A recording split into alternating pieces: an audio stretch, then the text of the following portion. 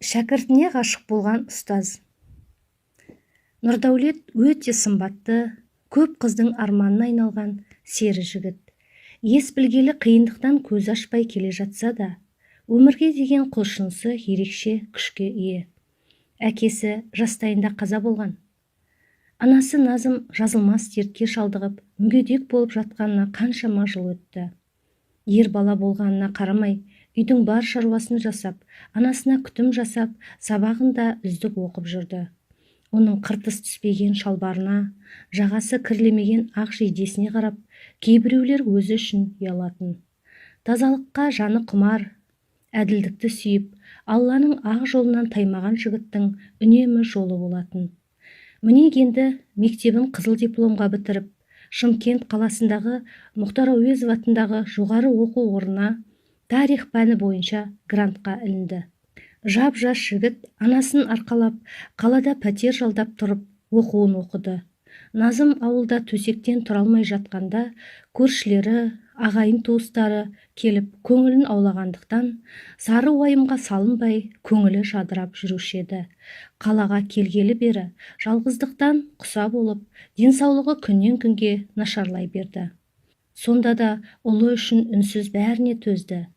Нұрдәулет оқудан тіке үйіне асығып, анасының жағдайын жасап, түн ортасына дейін пәтер ақысын төлеу үшін жұмыс істеп келетін.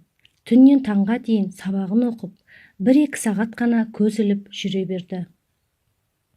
Ешбір қиындыққа берілмей, үнемі ізденісте жүріп, ерекше шәкірт ретінде көзге түсіп, республика аралық бәйгелерде асығы алшасынан түсіп, қанжығасы майланып жүрді.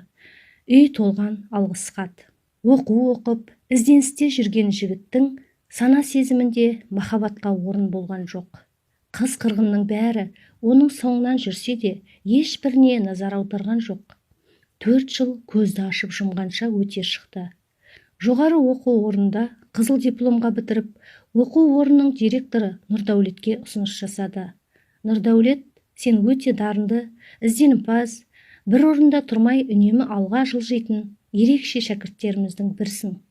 Рахмет үлкен. Саған айтар ұсынысым бар. Егер де қаласаң, біздің жоғары оқу орнында жұмысқа орналасып, өзің секілді мықты шәкірттерді оқытуға қалай қарайсың? Расымен бе? Мен әрине келісемін. Ендеше сенен мықты ұстаз шығарына мен сенімдімін. Іске сәт. Рахмет. Нұрдәулет қызыл дипломын анасына көрсетуге, қуанышты жаңалықты жеткізуге асығып, күнделікті жүріп жүрген жол тым ұзап кеткендей болып, үйіне әрең жетті.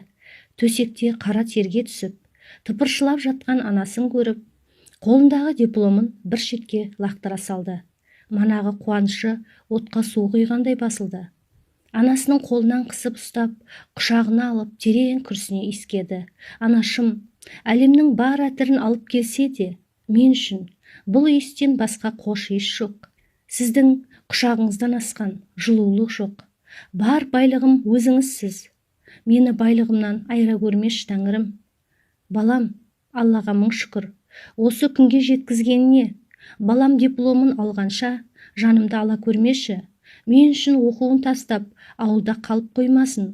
Оқуын аяқталғанша жанымды қанша қинасаң да төземін. Тек жүрегімнің соғуын тоқтата көрмеші деп күні түні жалбарындым ғой. Енді міне дипломың қолыңда. Ауылға кеттік пе? Мен өз үйімде, өз төсегімде жатып, жан тапсырғым келеді.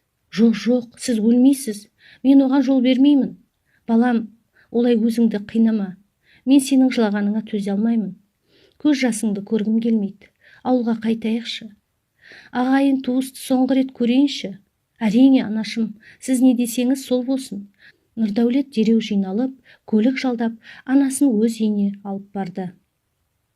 Туыстары жиналып, күтіп отырған екен. Балам сіздерге аманат. Балам осы күнге дейін бірде-бір қызға көз қырын салған емес. Өзі жар таңдай алмайтынына сенімдімін. Келіндерім, мен сіздерге сенемін. Тәрбиелі, текті жерден шыққан қызға үйлендірерсіңдер. Жеңше, олай демеңізші. Сіз әлі балаңыздың тойын көріп, немере, шөбере сүйесіз. Я, әпке, олай айтпаңыз. Сіз ертең-ақ аяққа тұрып кетесіз. Мені алдап, өтірік айтудың қажеті жоқ. балам, мен өлген соң мына үйді қаңыратып бос қалдырма. Әкең екеуміз осы үйде немерелерімізбен ойнап жүреміз деуші едік. Әкең екеуміз де ол күнге жете алмай арманда кететін болдық. Маған уәде бер, бұл үйді тастап кетуші болма. Жарайды анашым, ешқайда кетпеймін, осында тұратын боламын, уәде беремін. Үнемі жігіттің екі сөйлегені өлгені деген ұстаныммен өмір сүретін жігіт анасының қазасынан соң туып өскен ауылында өз үйінде тұрып жатты. Мұхтар Әуезов атындағы жоғары оқу орнына жұмысқа шақыртудан бас тартып, өзі оқып, білім алған мектепке тарих пәнінің мұғалімі болып жұмысқа орналасты. Шәкірттерін дос бауырдай, қарындасындай көріп, оларға ерекше түрде сабақ өтіп жүрді.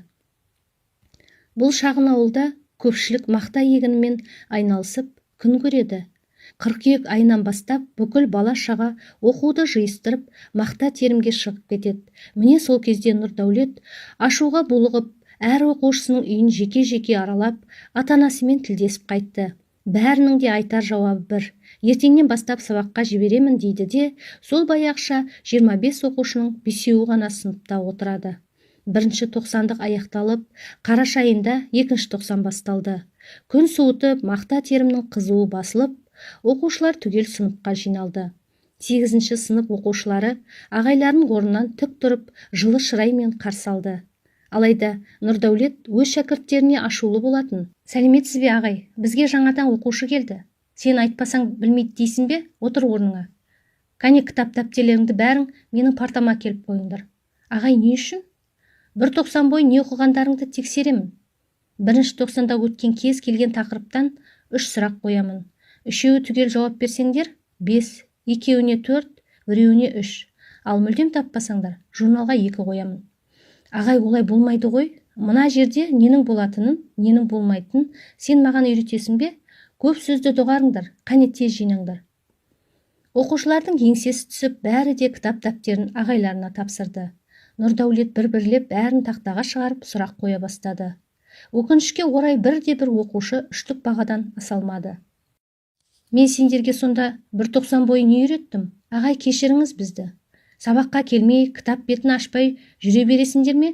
Кенет жаңадан келген қолаң шашты бойшаң келген сұлу қыз мұғалімнің сөзін бөліп жіберді.